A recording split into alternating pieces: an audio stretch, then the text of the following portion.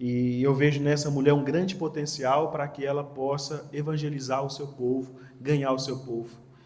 Eu tenho isso claro na minha mente, que o meu tempo em Portugal vai ser rápido, e eu quero estabelecer essa igreja, consolidar a igreja, e estar aberto para poder voltar ao meu país. Já tem um pouco mais de 15 anos que eu moro fora, trabalhando.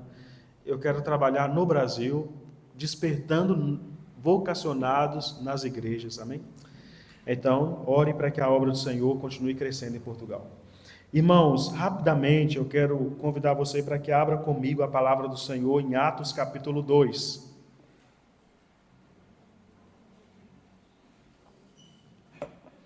Eu quero falar com você nessa noite sobre a renovação espiritual e a obra missionária. Rapidamente, Atos capítulo 2.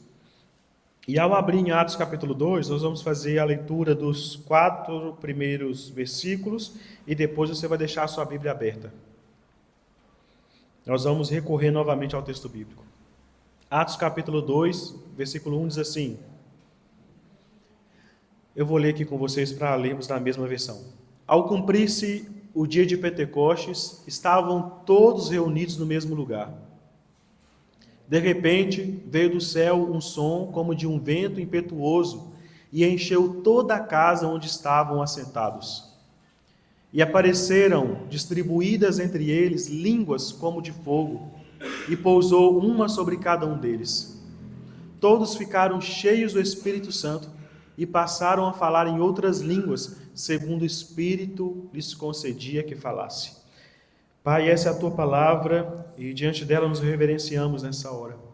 Pedimos a Tua graça e o Teu favor nessa noite para que possamos não somente ouvir a Tua palavra, mas possamos compreender e trazer discernimento e clareza ao nosso coração. Cada pessoa que está aqui nessa noite veio não porque não tinha outra coisa para fazer em casa. Nós viemos aqui porque temos um encontro com o Senhor. E desse encontro queremos sair transformados, mudados. Que a nossa consciência, o nosso modo de pensar, de agir, possa ser diferente com a luz da Sua palavra. Por isso nos debruçamos nessa hora sobre a Tua palavra e pedimos que o Senhor fale conosco. Tua palavra é a única capaz de transformar e mudar as nossas vidas.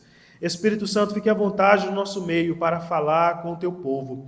Assim nós oramos em nome de Jesus. Amém. Observe, irmão, se você ler comigo alguns versículos antes, no capítulo 1, o Senhor Jesus ele vai falar com os discípulos para que eles ficassem ou permanecessem em Jerusalém.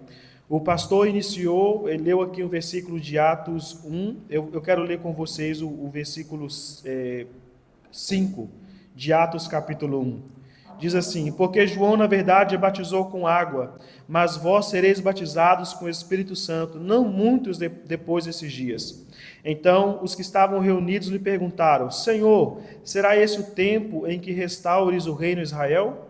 O versículo 7 diz assim, respondeu-lhes, não vos compete conhecer o tempo ou época em que o Pai reservou para a sua exclusiva autoridade. Aí o versículo que o pastor leu, mas recebereis poder ao descer sobre vós o Espírito Santo e sereis minhas testemunhas, tanto em Jerusalém como em toda a Judéia e Samaria e até os confins da terra. Ditas essas palavras, foi Jesus elevado às alturas, à vista deles, e uma nuvem o cobriu dos seus olhos.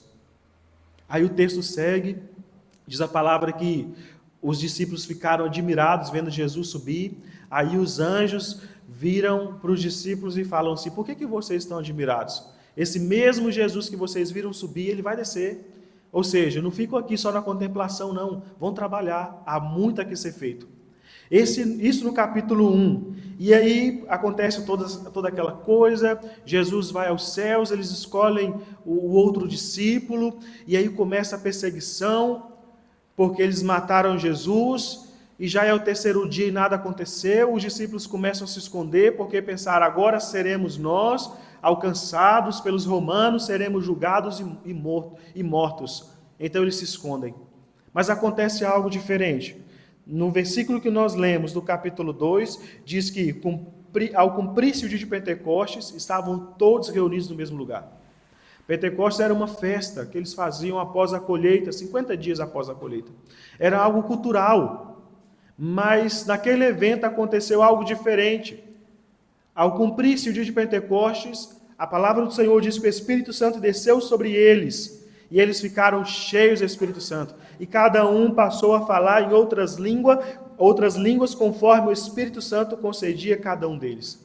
A primeira coisa que nós observamos nesse texto é que as promessas de Deus, elas se cumprem a partir do momento em que nós obedecemos às ordens dadas pelo Senhor Jesus. A ordem era permanecer em Jerusalém até que do alto eles fossem revestidos de poder. Muitos de nós queremos receber as promessas de Deus, as bênçãos de Deus, mas estamos fora do local onde Ele nos plantou, ou pelo menos aonde Ele nos ordenou que ficássemos. Era para os discípulos ficarem ali, não era para eles saírem. Vocês lembram daquele texto dos discípulos no caminho de Emaús? Eles fugiram, voltaram para casa. Quem encontra com eles, irmãos, no caminho? O próprio Jesus. E aí Jesus caminha com eles 11 quilômetros. Quando chega na casa deles, diz a palavra que Jesus pega o pão, dá graça, os olhos se abrem. No mesmo momento eles voltam para Jerusalém, outros 11 quilômetros, e ali eles encontram os discípulos reunidos na casa. Não era para sair de Jerusalém. E ali diz a palavra que eles ficaram todos cheios do Espírito Santo. Mas para que ser cheio do Espírito Santo? Lê comigo o versículo 5. Ora, estavam habitando em Jerusalém homens piedosos, vindos de todas as nações debaixo da terra, do céu, debaixo do céu. Quando, pois, se fez ouvir aquela voz, afluiu a multidão que se possuiu de perplexidade, porquanto cada um ouvia falar na sua própria língua. Agora, volte sua atenção para mim. Quando eles ficaram cheios do Espírito Santo, o Senhor não deu a eles poder para que eles fossem uma igreja avivada. O Senhor não encheu eles do Espírito Santo para que eles ficassem um orando em língua, outro expulsando, o outro repreendendo, o outro curando. O Espírito Santo não desceu sobre eles para que eles se ensoberbecem e dissessem uns aos outros: nós somos cheios do Espírito Santo. O Senhor desceu sobre eles o Espírito Santo para que eles pudessem testemunhar das grandezas de Deus para todas as nações que ali estavam presentes naquele evento de Pentecostes. O que me leva a compreender, mediante a palavra do Senhor, que o Espírito Santo, ele capacita o cristão para que nós possamos testemunhar das grandezas de Deus às nações. A evidência de uma igreja cheia do Espírito Santo não é o barulho que ela produz, mas a velocidade com que ela prega o Evangelho, na proporção que ela espalha as boas novas. A renovação espiritual começa quando nós saímos das quatro paredes e anunciamos Cristo ressurreto. E é interessante que o Espírito Santo deu a eles capacidade para falar em outros idiomas, em outras línguas. E aqueles homens ficaram perplexos, irmãos. Veja comigo o versículo 8. E como os ouvimos falar cada um em nossa própria língua materna? Somos medos, elamitas, natural da Mesopotâmia, Judéia, Capadócia, Ponto e Ásia. O versículo 10 diz: da Frígia, da Panfilha, do Egito e das regiões do Líbano. Veja comigo o versículo 11. Tanto judeus como prosélitos, cretenses e arábios, como os ouvimos falar em nossa própria língua as grandezas de Deus. Irmãos, ao orarmos pedindo ao Espírito Santo, tome cuidado, porque Ele pode te visitar e a função do Espírito Santo é nos capacitar para falar das grandezas dEle às nações. Nós devemos orar para que sejamos cheios do Espírito Santo, mas não para nós mesmos. Porque ao bebermos dessa água, devemos também matar a sede daqueles que estão morrendo sem conhecer a água da vida. O Espírito Santo capacita a igreja local para testemunhar às nações. E aqueles homens ficaram cheios do Espírito Santo e começaram a falar nas línguas daquele povo. Eu, quando trabalhei no Timor-Leste, o idioma oficial é o teto e o português. Eu aprendi o teto, muita graça de Deus. e lá também fala 32 outros idiomas, línguas maternas. É uma Babel. Eu aprendi a falar algumas frases em outros idiomas. E é interessante, quando eu estava pregando na igreja, se eu falasse com eles, Tuhan Yesus memberkati, que significa Deus abençoa na língua Bahasa Indonésio. Irmãos, ali era uma alegria, porque era a língua que falava o coração. Maroma Kadome Ita, Deus te abençoe em teto. Quando esses homens ouviram, eles não estavam ouvindo alguém da própria terra falar na língua deles. Eles estavam ouvindo Pedro, o pescador, homem simples, falando na língua que fala o coração. O que me leva também a crer e a entender que quando nós temos o Espírito Santo, o Senhor nos dá a facilidade de falar a língua que o povo vai nos compreender. Mas, João, eu estou no Brasil aqui, fala português. Mas às vezes nós falamos uma linguagem ou o nosso comportamento não revela a natureza de Cristo. Precisamos orar para que Deus nos dê estratégia para que a igreja seja relevante aonde ela está plantada. Para que as pessoas ao nosso redor possam entender o nosso propósito aqui. Possa saber que aquele povo vai ali com o propósito de servir a Deus, de adorar a Deus, de buscar a Deus. A igreja precisa buscar o Espírito Santo. Nós somos bons em planejamentos, somos bons em estratégias, somos bons em colocar metas, projetos, mas eu observo que nós devemos voltar à origem, colocar o joelho no chão e pedir orientação do Espírito Santo. A nossa agenda tem que estar em branco e falar, Senhor, nos dê os próximos passos, porque foi isso que os discípulos fizeram. O Espírito Santo produz coragem para a pregação. Atos 2,14 diz assim, então se levantou Pedro com os 11 e erguendo a voz advertiu nesses termos, varões judeus de todos os habitantes de Jerusalém, tomai conhecimento disso e atentai nas minhas palavras. Pedro então começa a discursar do versículo 14 até o 36, Pedro começa a discursar que aquilo que estava acontecendo ali não era algo estranho. Se você for ler todo o texto, os homens daquela região vão pensar que os discípulos estavam embriagados. Mas Pedro disse, não, ainda é de dia, nós não estamos bêbados não, aqui não tem um vinho do Porto não, nós não estamos bêbados não, nós estamos cheios do Espírito Santo, e esse Espírito Santo foi prometido desde os profetas até chegar no Senhor Jesus que disse, esperar em Jerusalém até que do alto sejam revestidos de poder para testemunhar, o que me leva também a crer que o Espírito Santo nos produz em nós coragem para a pregação. Ele nos dá coragem, irmãos, para pregar. Nos dá ousadia, nos dá estratégia, nos dá metas. O nosso objetivo não pode morrer em nós mesmos. O objetivo da igreja é expandir, crescer, anunciar o Evangelho. Quando o pastor disse que a igreja vai sair do aluguel, e vai mesmo, o Senhor vai honrar. Para que esse dinheiro que vocês pagam todo mês de aluguel possa ir para as nações, através de ofertas missionárias. Pastor Lael, vai ouvir de novo isso. Ontem eu contei lá na igreja do pastor Carlos que eu era missionário na Bolívia. E uma igreja do Maranhão me convidou para uma conferência missionária. E eu, quando cheguei na igreja, eu pensei, essa igreja está me trazendo da Bolívia para uma conferência missionária. Achei chique demais, igual a gente fala lá em Belo Horizonte, chique demais. Quando eu cheguei na igreja, era uma tenda, literalmente uma tenda, feita de lona.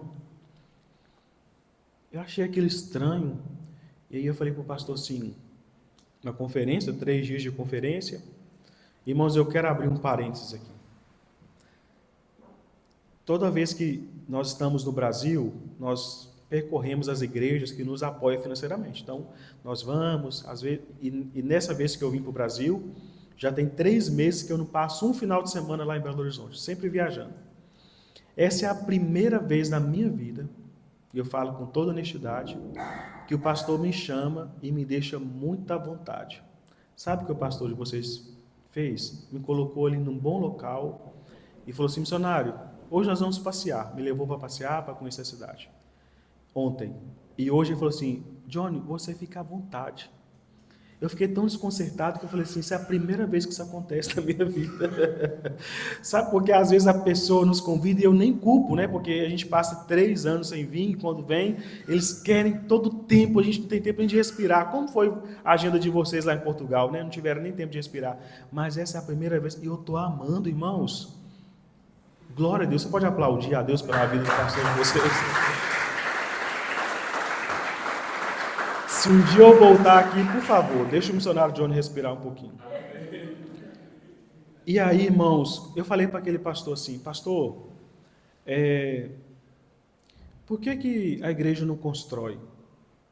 E ele me disse assim, porque nós temos missionários nos campos. O que entra na igreja é para missões.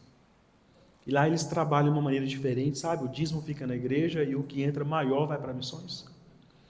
Ele falou assim, no dia que Deus mandar um empresário para cá e o empresário der uma oferta que dê para iniciar, aí nós construímos. Se não, os meus missionários, não. Eu não vou tirar da oferta missionária para a construção. Voltei para a Bolívia com aquela palavra, aquilo mexeu muito comigo, a primeira vez que eu ouço aquilo. 3 anos depois, eu já estava indo para o Timor-Leste, aquela igreja me convida novamente e eu vou. Quando eu chego ali, irmãos, está um prédio de 3 andares, um colégio do lado, construído. Lá tem um colégio, que chama Colégio Batista da Palavra, um colégio, a esposa do pastor é pedagoga, e ela tinha um pequeno projeto com as crianças, mas agora está um colégio enorme, uma quadra de esporte, aonde era a tenda. E eu olhei para o pastor, e aí, pastor? E ele disse assim, Johnny, nada mudou. Continuo com os meus missionários. É a primeira igreja que manda 13º para os missionários. Estou dizendo nada não, viu, pastor? Só estou falando a história lá da igreja. Estou dizendo nada com isso. Estou brincando. E aí, irmãos, ele disse assim, nada mudou, Johnny. O que mudou foi que o empresário mais bem sucedido do Nordeste foi visitar a igreja e se converteu ali. E com uma única oferta desse homem, deu para construir tudo aquilo. Foi tão interessante, irmãos, que o pastor disse assim, Johnny, não somente ele veio, como veio também pessoas da sua equipe, e ele deu emprego para todo mundo da igreja. Não tem desempregado pastor na igreja. Eu brinquei ontem lá na igreja que até eu estou querendo mandar meu currículo para lá. E os irmãos que eram ali, irmãos ali comum, eles agora já, um cuida de loja, um é gerente, outro é gerente de rede, e a igreja ficou próspera, e Deus abençoou de tal maneira que o pastor disse que os empresários queriam colocar porcelanato em tudo, porcelanato não, mármore. E o pastor disse, não, teve que barrar. Eu lembrei de quando Moisés começa a levantar as ofertas, né, para a construção, e ele tinha que barrar e falar para o povo, não, chega. Moisés ou Josué? Moisés, chega, porque já não precisa mais. Mas o que me leva a crer nisso? O que me leva a aprender com isso? É que quando a igreja ela é fiel naquilo que está no coração de Deus, a bênção ela é recalcada, sacudida e aplauda o Senhor por isso. Assim vai acontecer com essa igreja.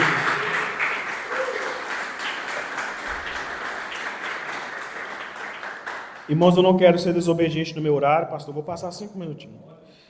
Para terminar, veja comigo o resultado da pregação de Pedro o pescador. Atos 2:37. Atos capítulo 2, versículo 37. O resultado da pregação de Pedro. Pedro, cheio do Espírito Santo, ele testemunha assim. Ouvindo eles essas coisas, quais coisas? As que Pedro já tinha falado, contando desde os profetas, passando por Joel, passando por Isaías, até chegar em Jesus para justificar o batismo com o Espírito Santo. Ouvindo eles essas coisas, compungiu-se-lhes o coração e perguntaram a Pedro e os demais apóstolos, que faremos, irmãos? Aquela grande multidão que estava ali para a festa de Pentecostes, ao ouvir o discurso de Pedro, ao ouvir tudo que Pedro disse, eles falaram assim, e agora, que faremos com tudo isso? Respondeu-lhes Pedro, arrependei-vos e cada um de vós seja batizados em nome de Jesus Cristo para a remissão dos vossos pecados e recebereis o dom do Espírito Santo. Para vós outros é a promessa, para vossos filhos e para todos os que ainda estão longe, isto é, para quantos o Senhor nosso Deus chamar. E com muitas outras palavras deu testemunho e exortava-os dizendo: salvai-vos dessa geração perversa. O que me leva a entender que a pregação do Evangelho, ela tem que ter por objetivo a mudança de vida. Aqueles que ouvem a palavra do Senhor têm que perguntar para si mesmo: e agora, o que eu vou fazer? E essa pergunta só é possível quando tem o entendimento do Espírito Santo.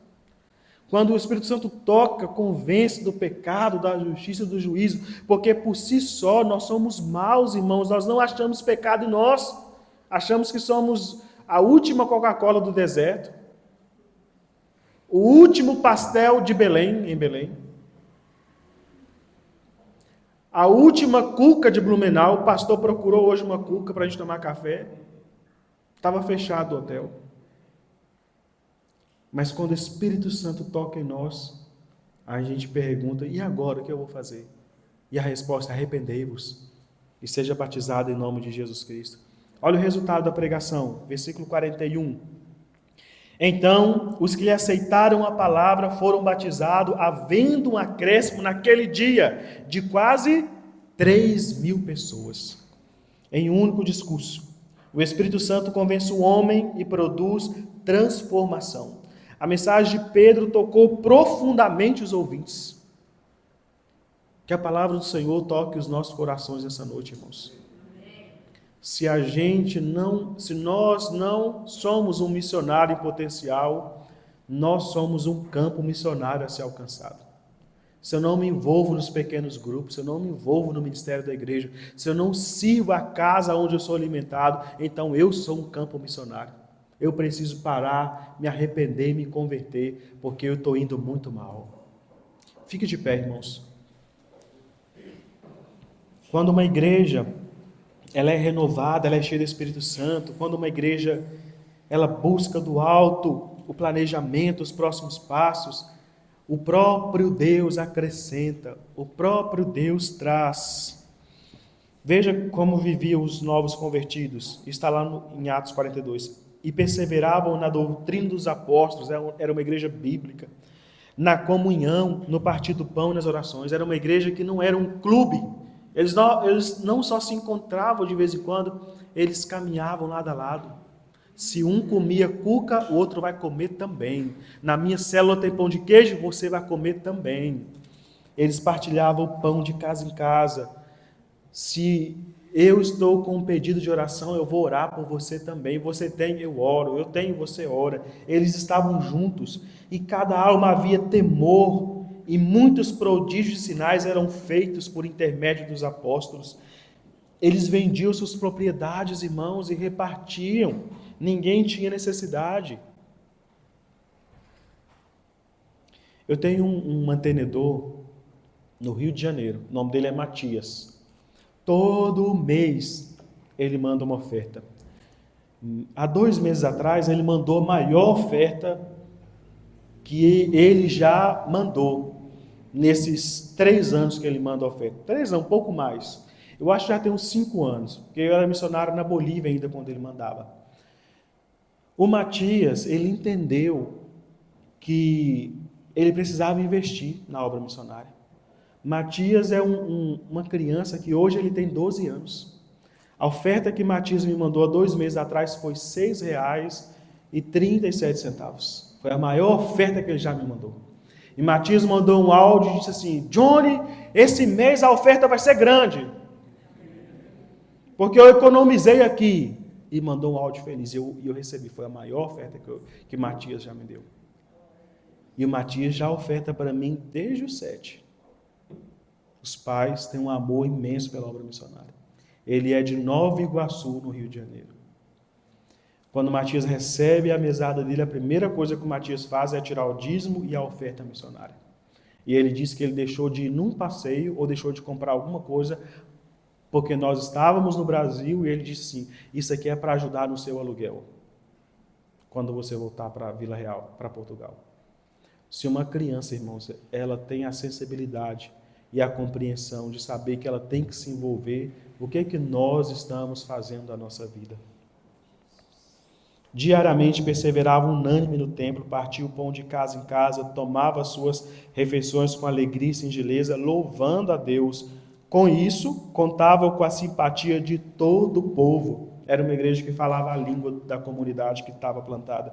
E enquanto havia oração, comunhão, palavra, havia entrega, o Senhor acrescentava dia a dia os que iam sendo salvos. O crescimento da igreja se dá quando ela começa a fazer o seu dever de casa, quando ela começa a servir a Deus, quando nós entramos por essas portas e não vemos essas portas simplesmente como um restaurante que eu venho, me alimento e volto para casa, lavo as minhas mãos, mas eu vejo aqui como casa do Senhor, como a minha casa também, eu sirvo, eu tenho um papel, eu tenho uma responsabilidade, eu tenho um compromisso, eu estou junto, aí sim o Senhor abençoa. E Ele não só abençoa essa casa, mas Ele abençoa a casa de cada um de nós.